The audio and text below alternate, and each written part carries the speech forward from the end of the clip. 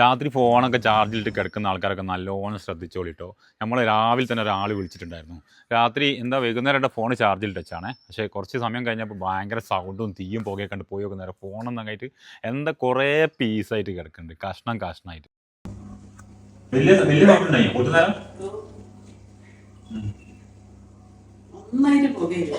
ഫുള്ളായിട്ട് ഇവിടെ ഉണ്ട്.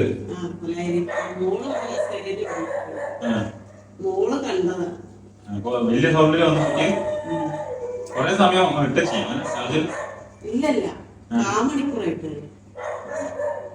ഫോൺ കംപ്ലൈന്റ് ഒന്നുമില്ല, ഫോൺ വേറെ കംപ്ലൈന്റ് ഒന്നുമില്ല.